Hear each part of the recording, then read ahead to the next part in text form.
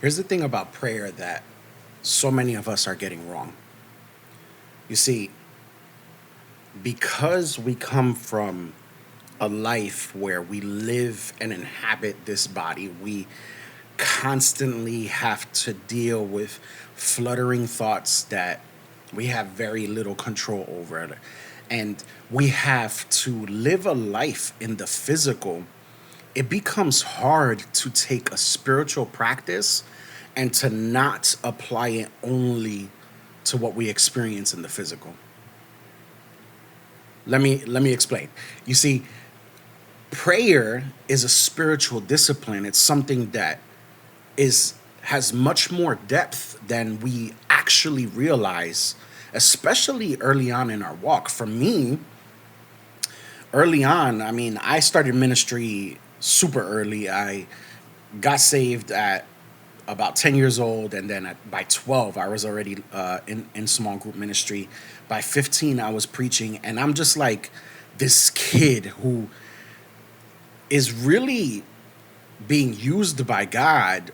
And at the same time, I really did not have a prayer life. I was learning while at the same time I was teaching, and we could sit here and debate for hours.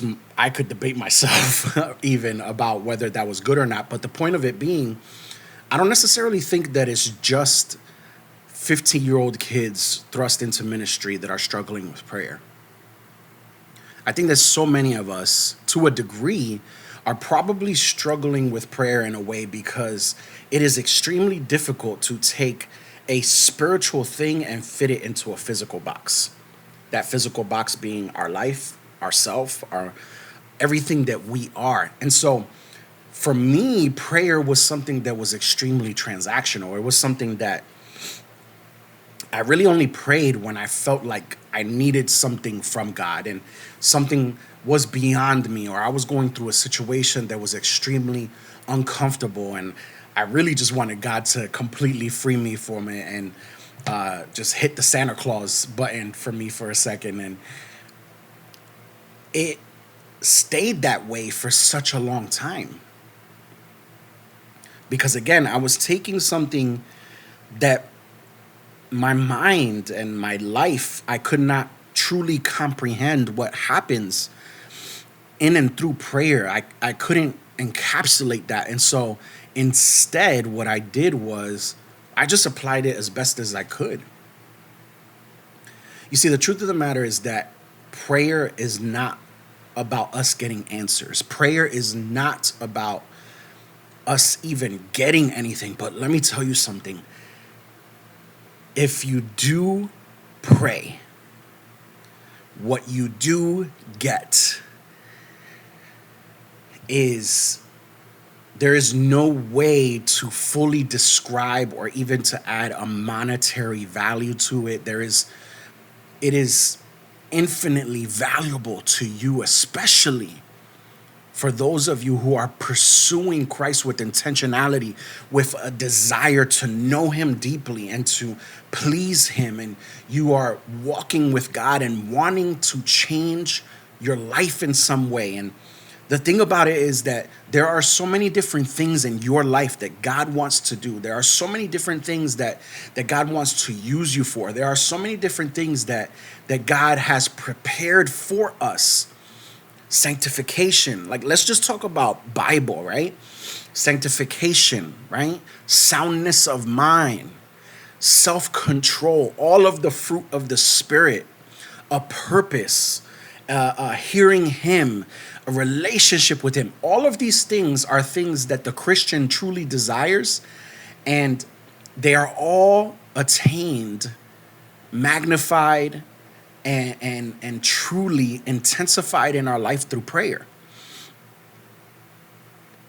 And if prayer is simply transactional, and prayer is something that we only do when we want to get something out of it, that's your gift. That is what you get out of prayer. Many times God will answer that prayer. Sometimes he won't answer in the way that you want it to be answered. But even if he does, that's the end of it, because you were simply praying for that situation to change, and you were simply praying for God to open this door for you, and prayer was always about you. Let me use myself as an example. Prayer was always about me. And it's hard to like get your mind out of this because it's almost as if when you're not praying for yourself, it can feel like prayer becomes aimless. But I remember when I started to fall in love with my wife, we had been friends for years already. In fact, we were dating other people for most of our friendship, and we were good friends. I knew her family. She knew my family. She actually used to come to my small group. That's how we met. And what happened was is we got a job together. We started to spend more time together.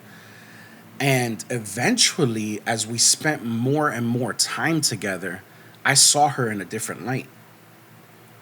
And she wasn't doing anything different. She was herself. I was able to see her for who she was in those mundane moments. We'd take our lunch breaks together, and we'd go quick to her house because her mom would be cooking something up for lunch. It was the best ever. And she'd cook for me too because I was Carolina's friend. Carolina is my wife's middle name. And and she'd known me for years, and so we'd sit down and we eat, and we'd watch Law and Order Special Victims Unit because that was what was on during our lunch break. We'd talk about the episode, and we did this every day for the whole summer. That's it. We had lunch, we watched Law and Order, we talked about the episode, we went back to work. And eventually, we had a mutual friend who was working with us too. So we started hanging out after work. And again, still mundane. We would go to Applebee's a lot. And those moments, when you describe them that way, when you describe it as Applebee's and watching Law and Order and talking about TV episodes and having lunch together, a lot of those sound really boring. They sound aimless. It's not this crazy, oh, I was walking down the beach at 6 a.m. and the sun parted the clouds and a ray of sunshine came down to the beach and it lit her up and her eyes glistened with the reflection of the beach. And we locked eyes and a song played in the background. No, like, I'm not saying that there's anything wrong with that, but those mundane moments were the container for laughter, for friendship, intimacy. And little by little, this mundane container was what opened the door for my heart to see her in a different light.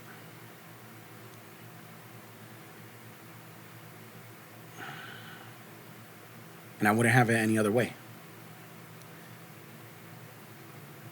And it's the same thing with prayer.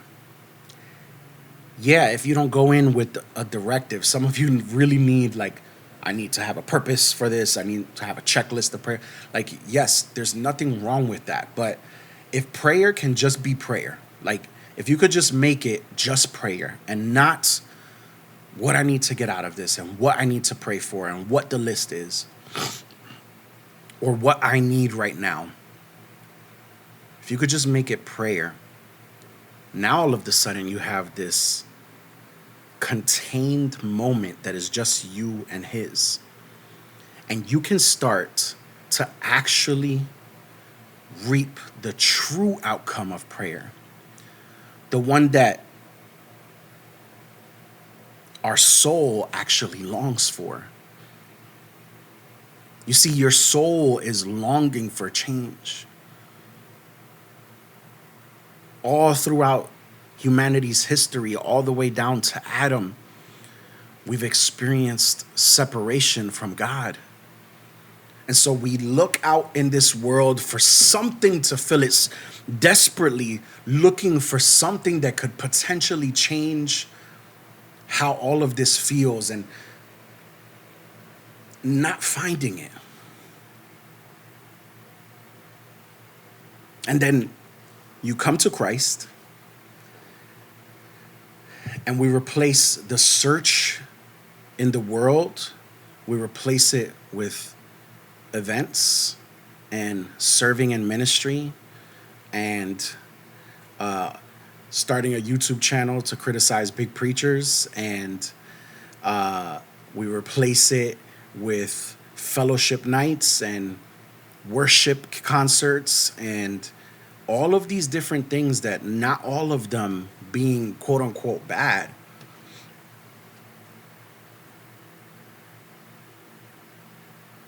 But none of them being him. So how many times have you been active in church and you still feel aimless? You still feel the hole in your chest just caving in completely, because what your soul truly wants is still not there. My encouragement to you would be to create your container. Cultivate the container. Yeah, it's mundane. Yeah, sometimes it feels aimless. But if you could just carve out time to spend with him,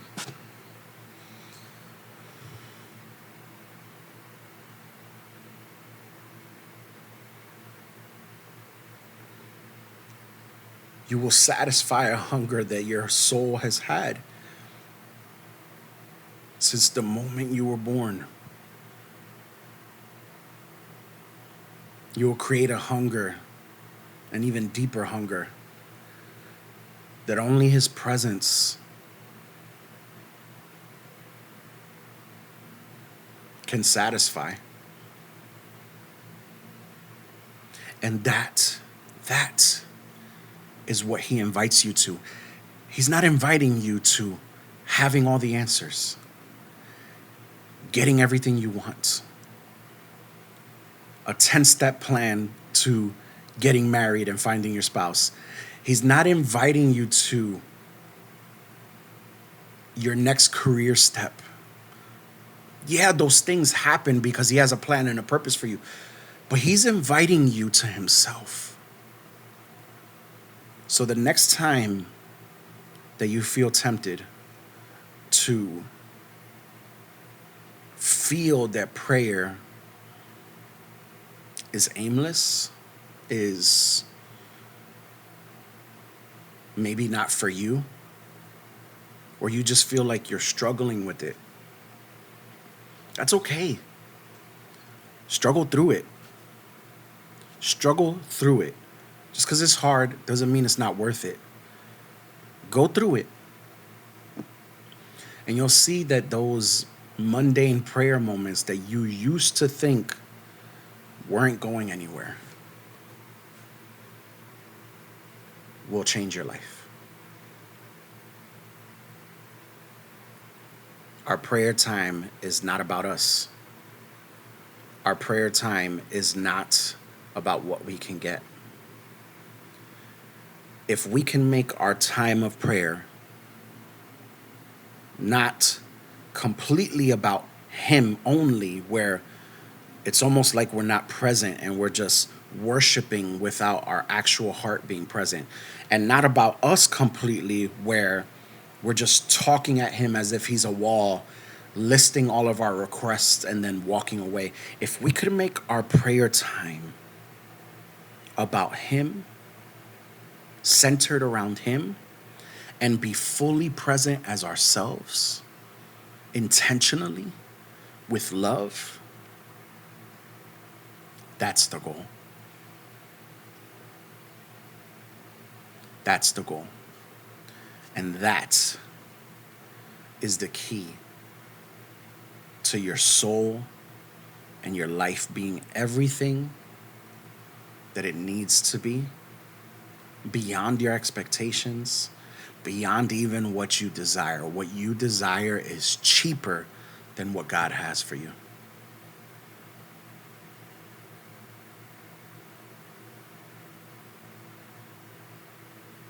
I love you guys.